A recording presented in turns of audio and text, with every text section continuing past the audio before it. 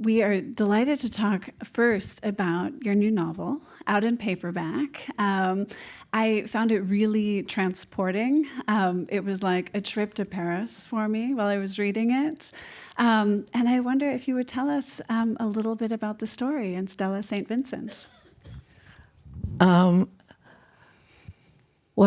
I owe it all to my editor, the wonderful late Susan Campbell, who, when I wrote my first novel, she said, which I was very nervous about writing fiction. I didn't know if I could do it. And when I turned it in, Susan said, okay, I'm going to give you a contract for 2 more novels. You need to write 2 more. And so then I wrote some other stuff in between. And when I was done with Save Me the Plums, Susan just said kind of casually, I really love that chapter where you go in and you try on this vintage dress, which really happened. Mm-hmm. And she said, I wanted you to buy it so much. And, it was like I put this dress on. And this was a shop in Paris. This was a shop. This is the great vintage clothing shop, which sadly just closed a couple months ago, called Didier Ludo. And he had the most extraordinary. And I've been going there for years, but I'd never dared. I didn't have any money, and everything in there was expensive. So I would go in there like a museum and look at it. And suddenly I'm at Gourmet. And so I go in there, and the sales lady says to me, I have your dress. She has been waiting for you. And I put this dress on, and it is transformative. I look in the mirror, and I am the person I have always wanted to be. I'm glamorous. I look like, I could open my mouth and an aria would come out.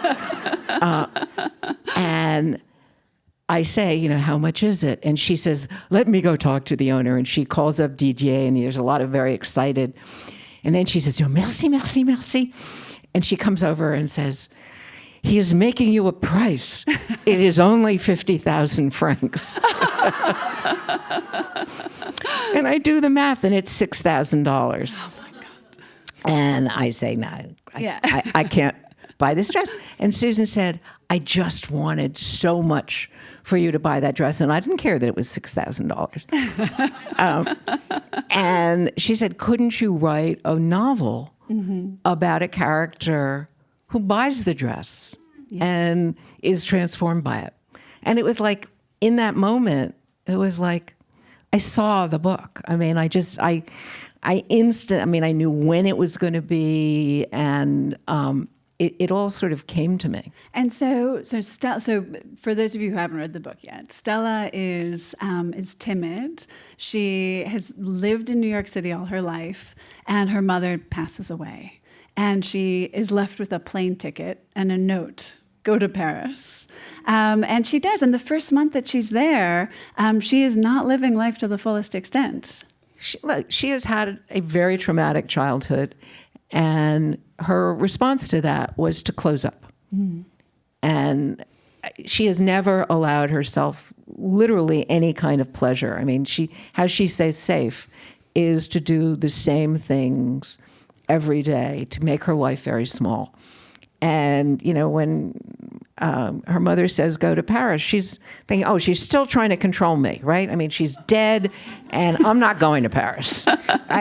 She doesn't like new things. She doesn't want to be someplace. I mean, she has this life that she goes to work every day. And the first month, she acts like she's still in New York. I mean, she makes a routine for herself. She plans every day. She knows exactly where she's going to be at every minute.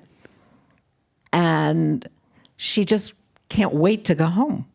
But she's living very modestly, so the money isn't going anywhere. And she goes into the shop, and the sales lady says, I have your dress. And then she starts to have this awakening through food. And I love this description. The first time she eats an oyster, her companion notes she's eating it with such intensity. And I think that that's such an interesting through line then, because it really blossoms throughout the book. Yes, and she is lucky enough to meet this wonderful man, this older man, this very beautiful, very erudite old man who, I made him as old as he was because I wanted all of Paris. I chose 83 to set the book because it was a very good, I went to Paris in 83 with money for the first time in my life. I'd gotten the job at the Los Angeles Times, and when I'd been a freelance writer all my life at that point. And I was in my 30s. I'd been writing about restaurants, but I could only afford to go to the restaurants that I was reviewing because I lived in a commune in Berkeley. I had no money. And I go to the LA Times and I say to my new boss, what is the limit of my expense account? And he says, this is when the LA Times was known as the Golden Coffin. The Velvet Coffin. And it was like famous. There was one reporter who spent an entire year on one piece. It was that kind of place. And Bob Epstein said to me, we'll let you know when you go over it. Wow. And they never did. And now I've heard you talk about the book, and many of the meals you describe are actual meals you ate. Yeah. So I said, I'm going to Paris. Okay. It's ridiculous. I'm now the restaurant critic of the LA Times. It's absurd that I haven't eaten 3-star meals. I'm going to go to Paris and eat. And so I set the book in this moment because I had that experience of that. It was a different kind of opening up, but to be able to go. I did go to L'Espérance and go for lunch and stay for dinner. And I did, all the meals, I did go to Trois Gros and eat in the kitchen with Jean Trois Gros. And I did, all the meals are meals that I actually had. And I had the notes from them. Wow. And so you ate the ortolan. And to be honest, I ate the only time I've eaten ortolan once, and I ate them in New York. Oh, really? Well, you did for the audience who doesn't know what that is. Okay. Will you describe? Ortolans are buntings. They are these tiny little birds. They are now illegal. It is illegal now to eat them in France. But François Mitterrand, for his last meal, he wanted ortolans. Oh, really? Yes, and he had them. And they are killed they are drowned in Armagnac. And they are so tiny that the proper way to eat them is you put a napkin over your head and you put the entire bird into your mouth with the beak sticking out. But they're tiny. But they're very hot, and they fill up your entire mouth. And every time your teeth come down, you crunch on a different part of the bird. And if you have ever seen the movie Gigi, which was one of my favorite movies as a child, in Gigi, her great aunt teaches her to eat ortolan, and she says, "Never mind the bones, just keep eating."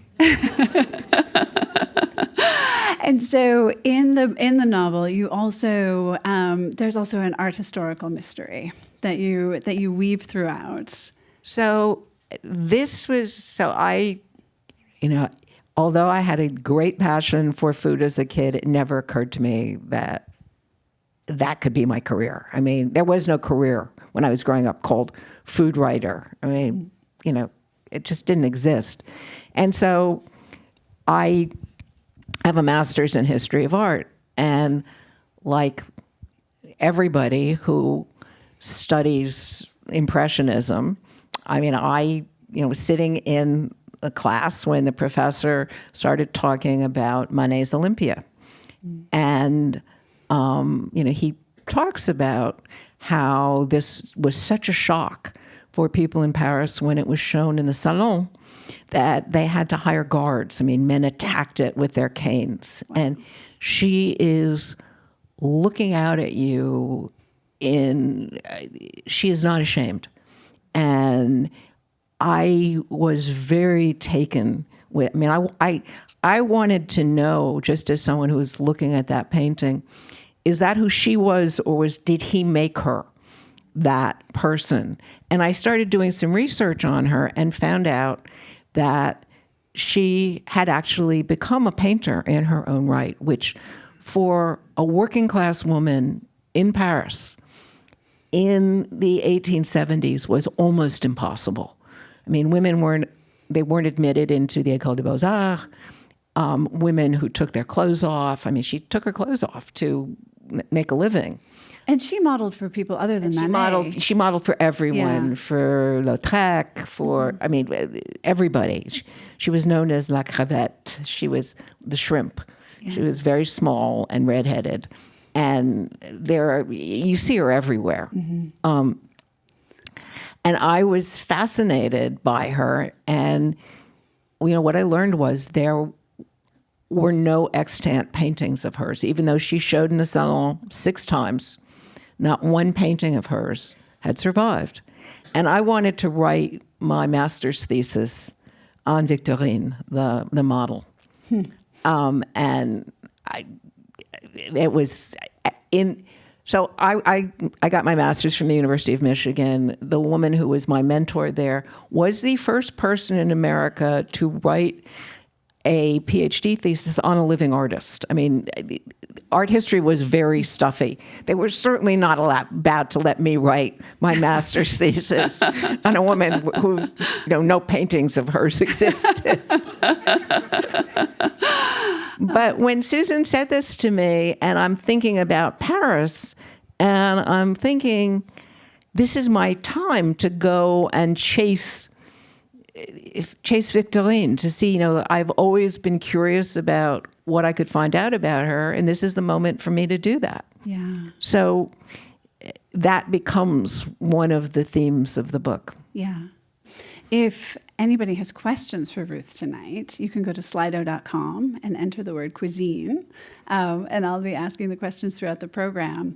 Of course, that Victorine's self-portrait is now here in Boston at the Museum of Fine Arts. I do know that, and that was like, when there's this moment where sometimes you sort of have this, the universe tells you you've done the right thing. Mm-hmm. So I stopped writing. I was about 2/3 done with the book when COVID happened, and I spent all of COVID making a film about our broken food system, and stopped working on the novel. It just I didn't have the bandwidth to do this happy book in the middle of the pandemic, and so like 2.5 years later, when I'm done with the film and I come back to this not yet finished book, I was, on the very first day, I was Googling around to try and find out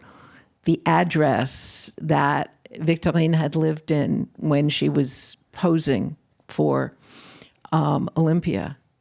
And I found out that the portrait had been found. I screamed. I mean, it was found in 2020 in the flea market in Paris. Amazing. This incredible self-portrait. And it's so amazing because you look at it and you know who she is. I mean, you know that this is a woman who, she has done something amazing and she knows it. Yeah. And it was, there were no paintings of hers. Yeah. And suddenly there's not just a painting, but this extraordinary painting that I'm sure more paintings of hers will be found. Yeah. But so have you had a chance to see it yet? I immediately appropriated that and just, played with the history. But it is, the painting is stunning of her because she's wearing a dress, it's off the shoulders, she's looking over her shoulder in very direct gaze, But she is not that young woman. It's like 20 years later. Yeah. She was 17 when she posed for Olympia. She was 35 or 6 when that painting Yeah. was made. And you know that she's actually, since then, I have discovered she came to America. And an art historian last year found a newspaper clip from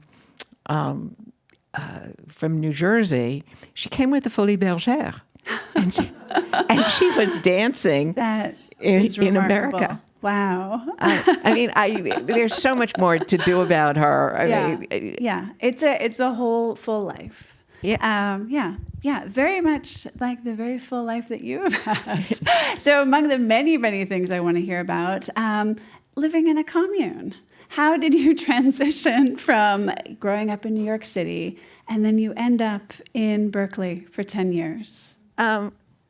Okay, so my first husband and I came back to New York after college, and we shared a loft on the Lower East Side with our best friend, who was a performance artist.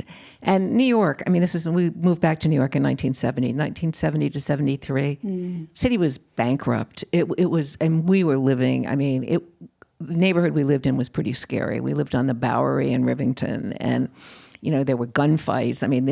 It was the street where when people stole cars, they brought them to our block to strip them. And they'd take all the parts that were useful, and then they would just sit there moldering, and there was no alternate side of the street parking there. And they would just sit there moldering, and then people would start throwing garbage into them, and eventually someone would set fire to it, and the fire department would come and tow them away. There were still Bowery bums. It was, anyway, Doug, my first husband, he's a sculptor who does site work. Mm-hmm. And he really wanted to be outdoors. This summer, the last summer we were in New York, we went out, our friend Dale Jahuli had started Pilchuck Glass Workshop, and they hired Doug to help people build their own structures to live in, and I was supposed to help people figure out how to feed themselves. And, we were living there. It was wonderful. I thought there would be a kitchen. There was no kitchen. There were no bathrooms. It was like we were really living in the wilderness, and it was wonderful. We loved it. And on the way back, we stopped and visited friends in Berkeley, and we just said, we're done with New York. And we came back and put everything we owned into our van and moved to Berkeley. And Doug and this other friend, who were both artists, wanted to set up a joint studio. And so we were trying to first we were trying to rent a house that the two couples could live in and nobody would rent. And then we decided maybe we could buy a modest house. Well, we ended up buying this sort of beat up old Victorian for $29,000 that had 17 rooms. And people just kept moving in with us. And were you cooking for everybody? And pretty much, yeah. We never sat down to dinner with less than 20 people. Gosh. Everybody knew that. Before we were done, there were 10 of us living in the house. Yeah. And which meant that, there was never a time when there wasn't someone sitting around the kitchen table drinking either coffee in the morning or wine in the evening. You could come in at like 3 a.m, there'd be someone to talk to. And so people just came over, and they knew if they showed up at dinner time, dinner would appear on the table. And so were you writing and cooking simultaneously at this point?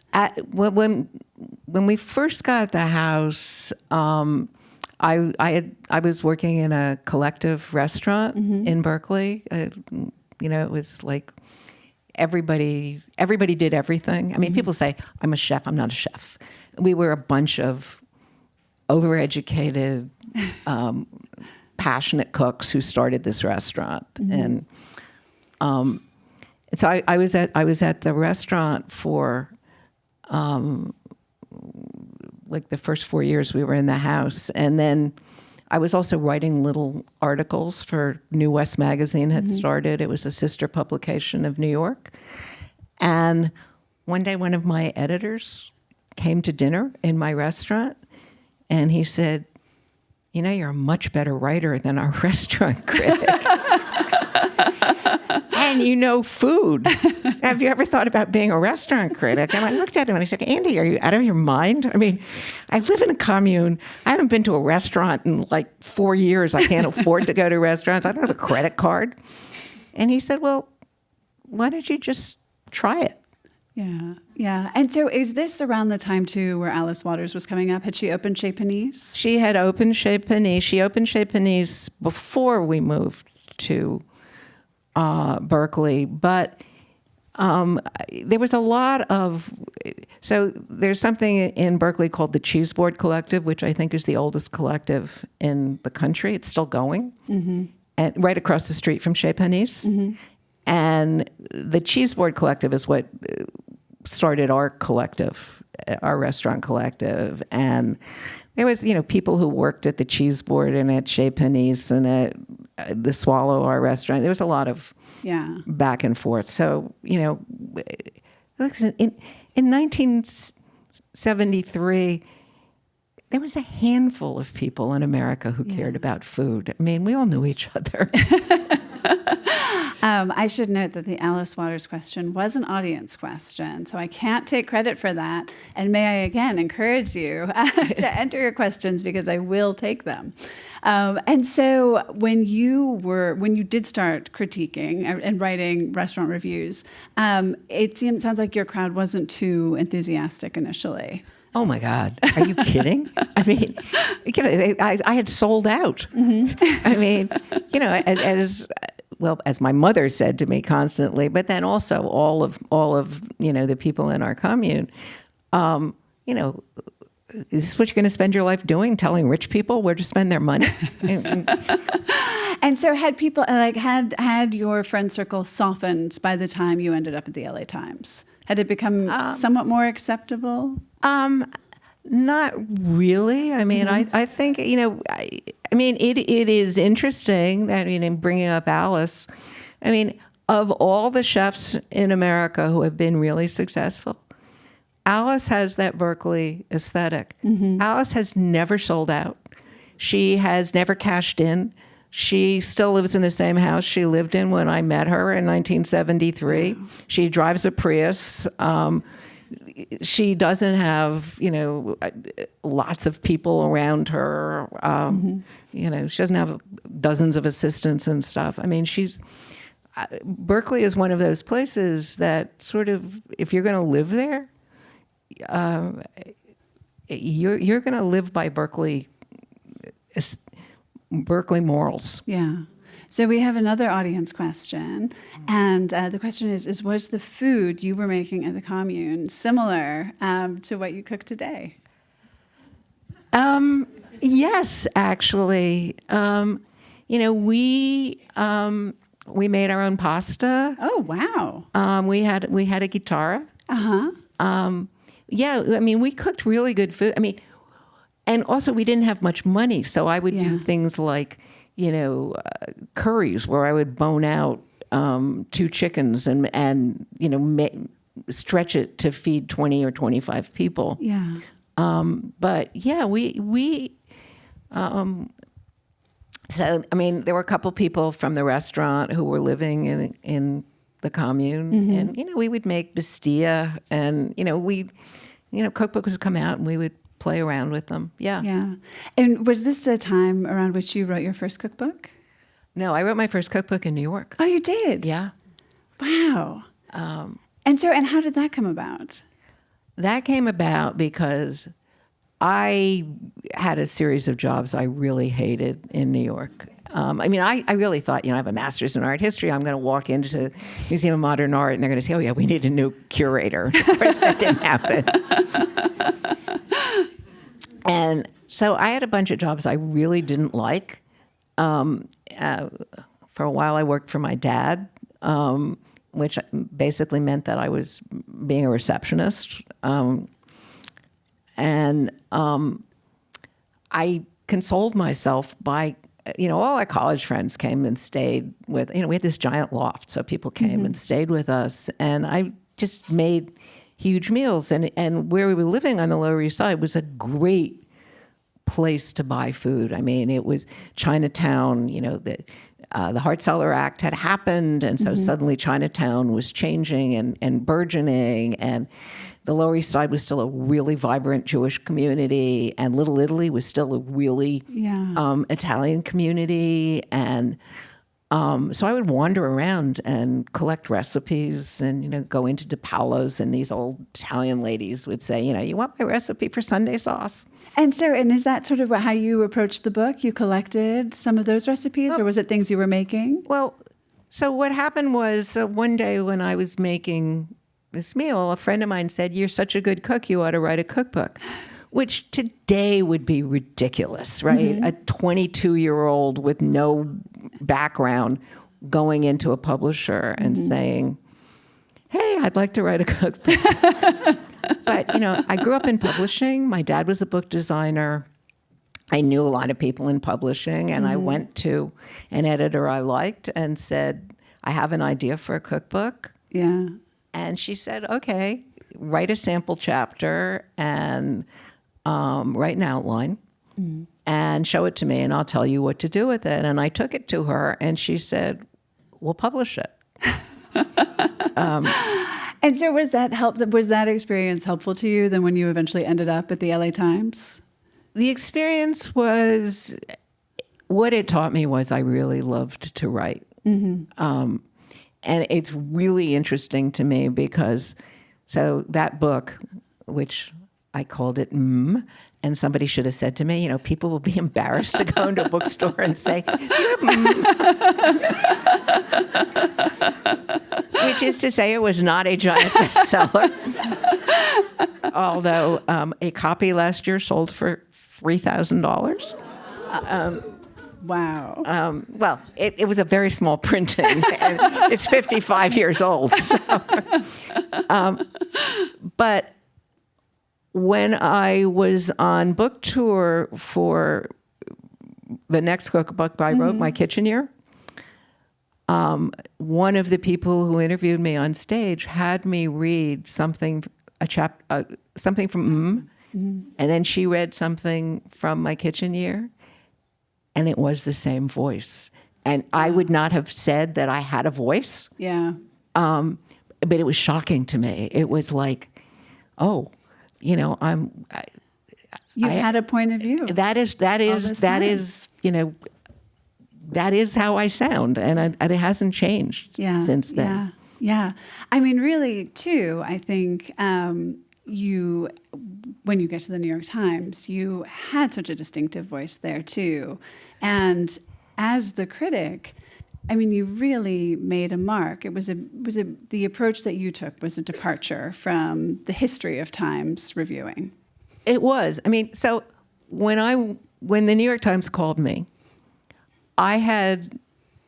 when I was at the LA Times, I was the restaurant critic, and then I became the food editor. And the food section at the Times when I was there, it was the largest food section in the country. It was 60 pages every week. It was 2 full sections. That is, how many writers did you have?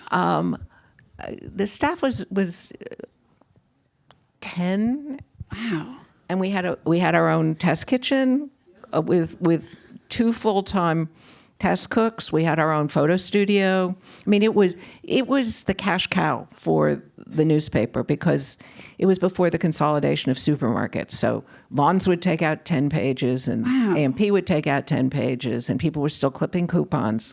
And when I started as a reporter, people were still talking about the food section and arts writing as the women's pages. It was, and so what I thought the section when I got there was terrible. I mean, it didn't reflect the community. They used canned recipes, that Campbell's would send in. And I kept saying to the editors, I mean, I wasn't part of the food section. The restaurants are, in culture. But I care about food. And I kept saying, look at this community. Look what you could be doing. Food is such an amazing way to cover a community. Yeah. And I was really adamant about. I said, you would not let any other section of this newspaper be as bad as this is.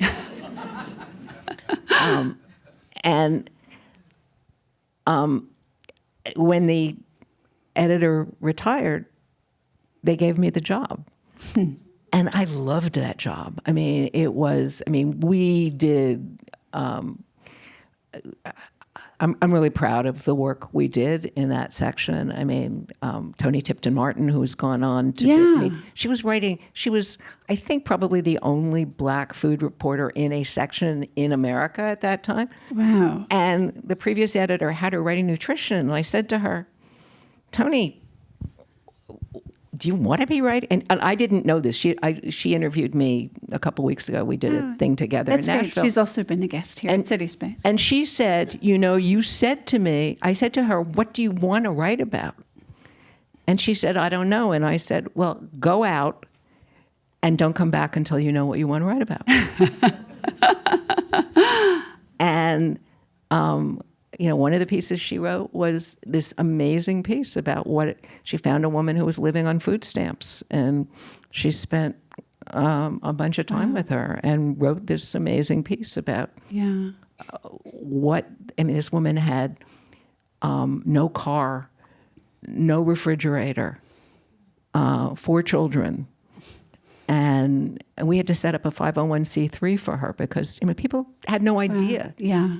I had somebody covering what was going on in Washington. I had people going in and out of every Vietnamese grocery store in Westminster and saying, how do you use this? What do you do with this?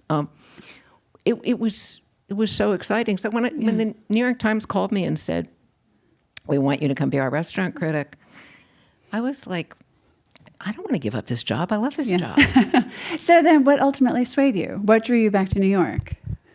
Well, a couple of things. One was they asked me what I thought of their restaurant coverage, and I didn't want the job, so I was really candid. I said, there's so much going on in New York, and you're not covering it. Mm-hmm. It's all you're covering are, really expensive restaurants for rich people, and look at what's going on in the city. As I said, I just didn't want them to give me the job because I didn't want to have to deal with it. But, ultimately, I am a New Yorker. It is the New York Times. Yeah. It was, and my husband knew that I was going to take it. And he was the news director of the CBS station in LA, and he called the CBS bureau and said, I have to move to New York before I had even been offered the job. And so how did the food scene in New York feel to you when you got there in the 90s compared to what you'd experienced in California? It was really interesting because I had been living in California for 20 years at that point, and California looked east. It looked to Asia. Mm-hmm. It looked south. It looked to Mexico, to Latin America, and New York was still just looking to Europe. And it was like if it wasn't a European restaurant, it didn't really count. And so for me, it was like, oh my God, there are great Japanese restaurants. There are great Korean restaurants. I get the great pleasure of introducing New Yorkers to tell them to start taking these places seriously. Mm-hmm. And it was, the restaurant, LA went into kind of a slump in the 90s. The aerospace industry, Rodney King, there was a lot of, and the 80s in LA were so exciting. It was like, as Jonathan Waxman once said to me, said, I can feed the people in my restaurant anything so long as it's not what they had the night before. And that was really true. And then that changed. As the LA economy started going south, it changed. And I felt like all the energy was moving to New York, and there was so much energy in restaurants in New York. And it was a great time to be a restaurant critic there. Yeah. And of course, you didn't want to be recognized. And I didn't want to be a very hot question from the audience is of course your disguises. And I mean, one question that I have is how you got all of your glorious hair under a wig. You have no idea how quickly it was an agony. It's like eating dinner in a bathing cap with getting all this hair under a wig. And I would get out and get into a taxi and rip it off. Did you have a favorite costume? Was there one that you returned to, or did you always? I believe you have said you have had 11 wigs. Is that right? I probably more. I mean, the problem was that the restaurants were talking to each other about the names I was using, what the disguises were, and so I had to keep changing them. Yeah.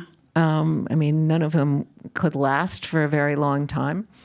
But my favorite was Brenda, who was a wild redhead who my family liked better than they liked me. She smiled at everyone. She was the kind of person who talked to people at the next tables. Nothing ever annoyed her. And she was a great object lesson to me. I also really loved being Chloe. Chloe was the blonde. And Chloe had the most expensive wig. I mean, she had that wig cost me a fortune. But it was beautiful blonde hair, and I had my nails done, fake nails. I have no nails, but fake nails put on for her, and she was.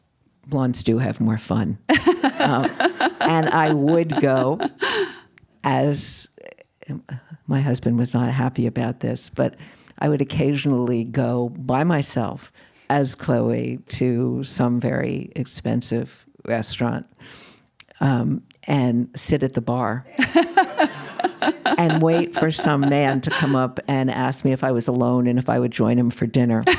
And there is no disguise as good as being with someone who does not know you're in disguise, who really thinks you're that person. And so when you reviewed a restaurant, you would go a minimum of 3-4 times? A minimum of 3 times, but often, I mean, I think, for the ones that really matter, 10, 12. I mean, when you're in those days, I don't know what it's like now, but in those days, the New York Times had so much economic clout. I mean, they really could make or break a restaurant, and you had to be right. Yeah. So, I would go home and take notes and say, was there really cinnamon in that shrimp dish? And go back and order it again just to make sure that I was right about that. It seems like an agonizing amount of pressure to know that either you'll be the reason the phone is ringing off the hook the next day, or there's maybe a dip in interest. How did you square that? So I pulled out of a magazine a picture of 2 young people sitting in a restaurant looking very uncomfortable. And I imagined that they read my reviews and they saved up their money to go out to eat one night on their anniversary.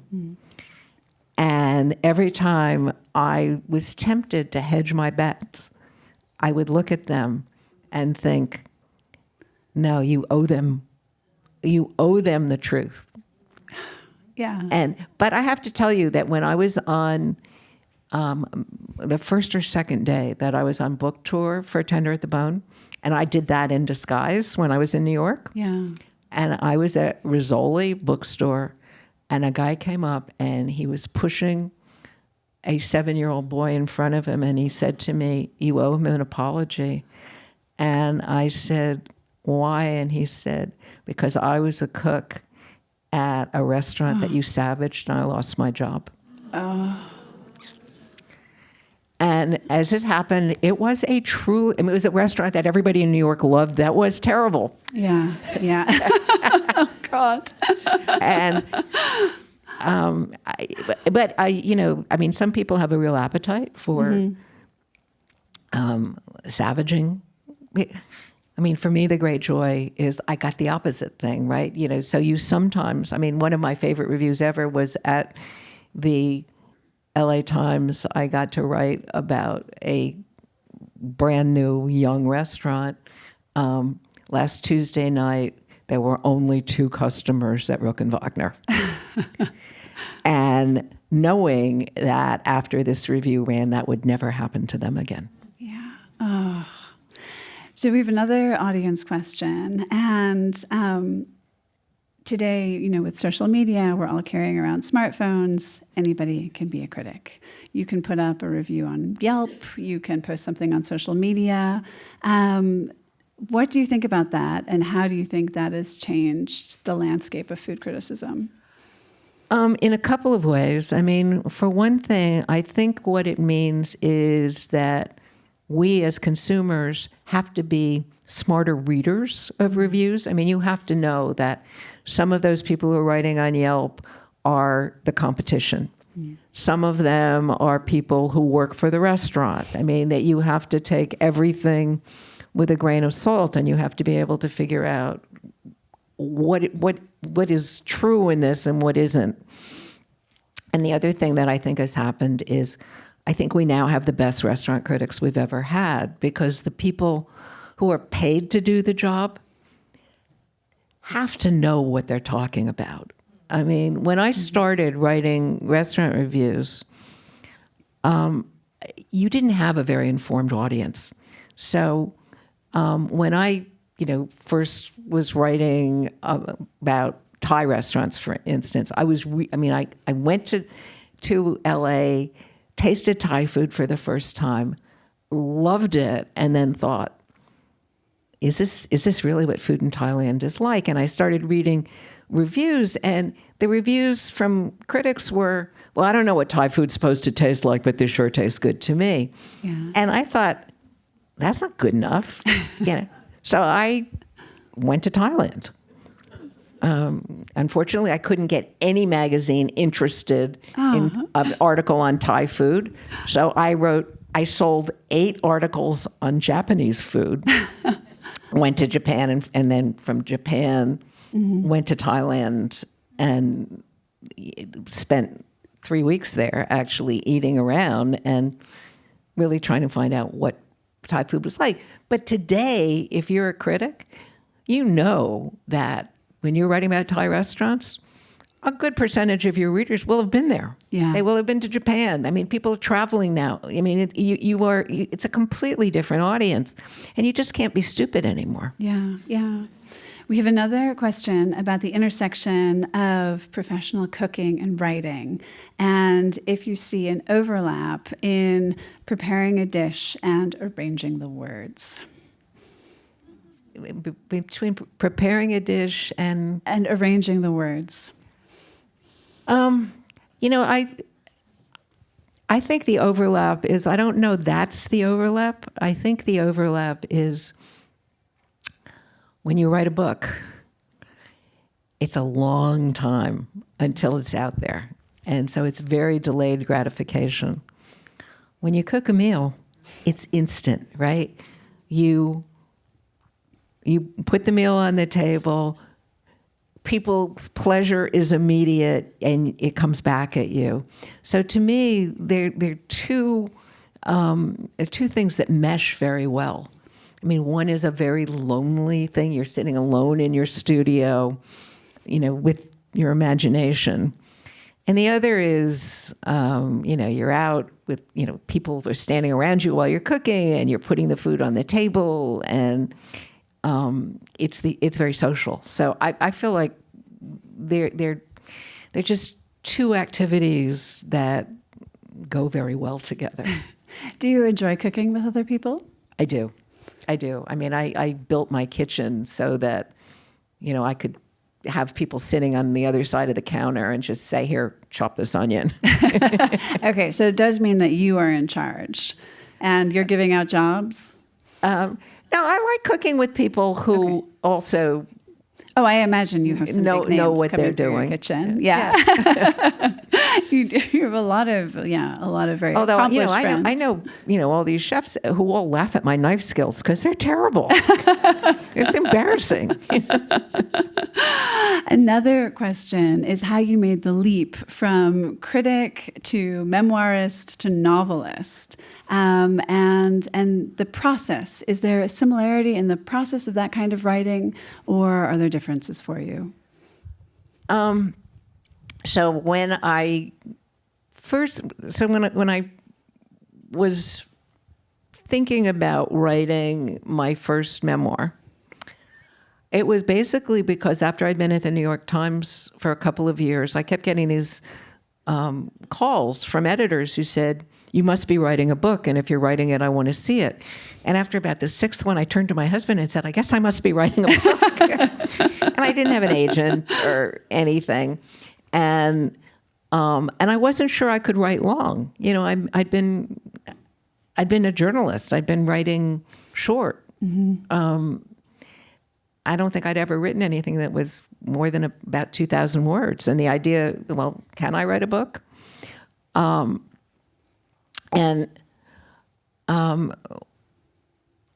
The process of writing Tender at the Bone, writing is never, except for the Paris novel, which was really fun for me. Writing has never really been fun for me. It's hard. And writing Tender was hard, but the feedback from it was so great. I will confess, it was an enormous relief to me to read that you have found writing so agonizing, because I think there are a lot of writers here who feel the same way, that it is really, because you had alluded to, it's a lonely endeavor. And but then you've also said you like having written. I love having written. I keep thinking of Thomas Wolfe walking down the street going, today I wrote 2,000 words. Today I wrote 2,000 words. And there is that, when it has gone well, it's like a drug. I'm not one of those people who works out and gets endorphin rushes, but I feel like writing is kind of like that. It's just for the rest of the day. You feel so incredible. Yeah.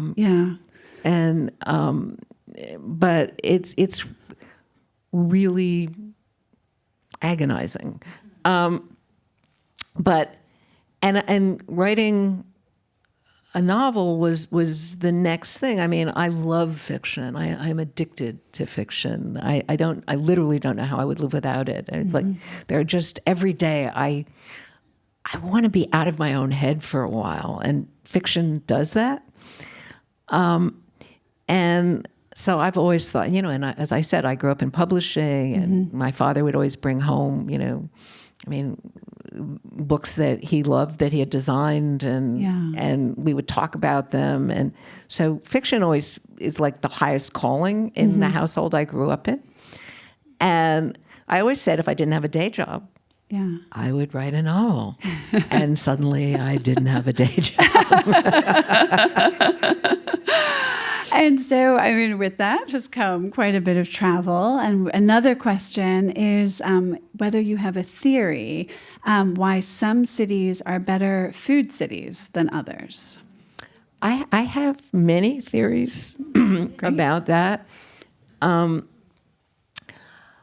one thing, having lived in Los Angeles for such a long time, the demographics of Los Angeles make it a great food city because a Thai chef said to me once in the 90s, I could live in LA and never learn to speak English. I could live my whole life inside a Thai community. And other cities are now becoming more like that, where there are people are cooking for their own communities.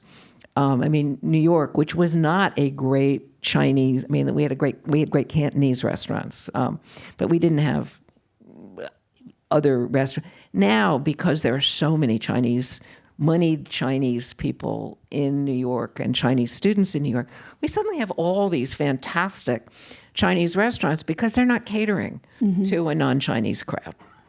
And so part of it is if you have a concentration of an ethnic population, you will get great restaurants of that kind, and then chefs from other restaurants will come and learn those cuisines and borrow from them, and do that kind of Colombian exchange of using new ingredients and getting new ideas for restaurants.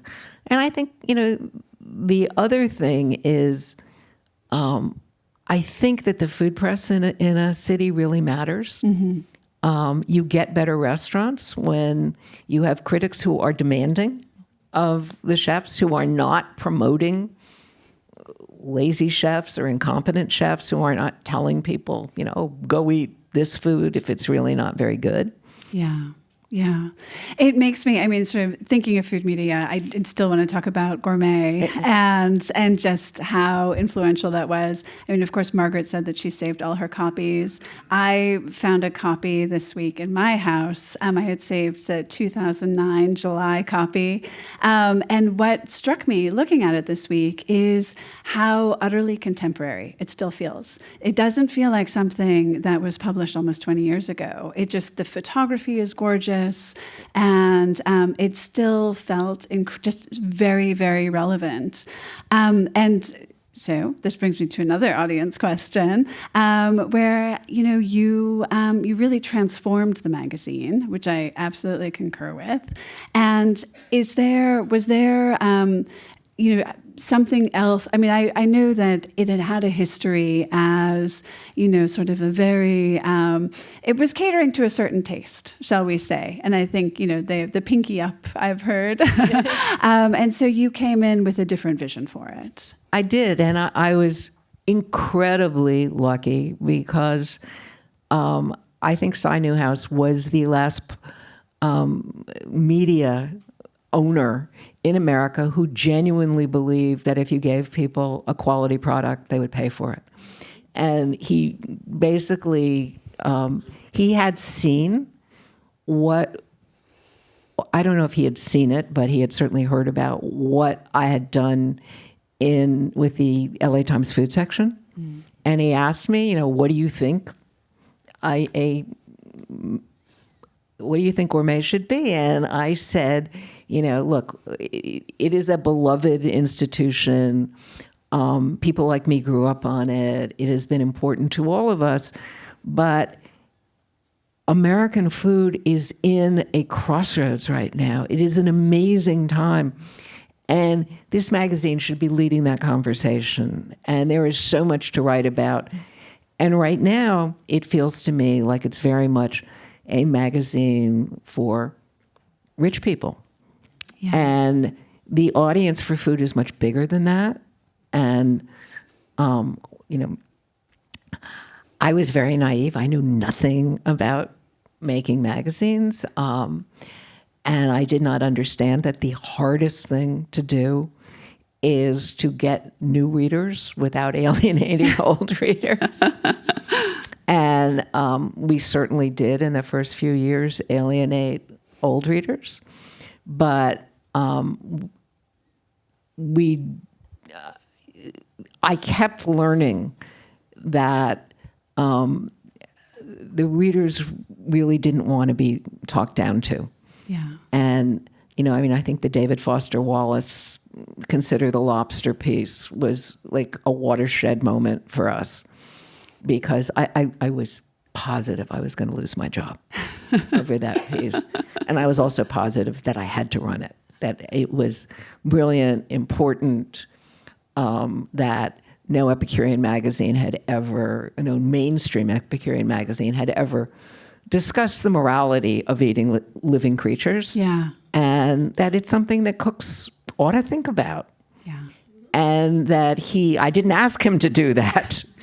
I mean, we certainly didn't expect what he gave us, but, and I really did think, at that point we had 1 million subscribers, and I thought 500,000 people are going to cancel their subscriptions. Two people canceled their subscriptions. And I have a file full of hundreds and hundreds of letters from people saying, thank you. This was difficult reading. I'm grateful for this. And a few people said, if you sell lifetime subscriptions, I will buy one. I wish that had been the case. I think with that, we're going to wrap. But Ruth, thank you so much. It's just such a pleasure. What a great audience you are.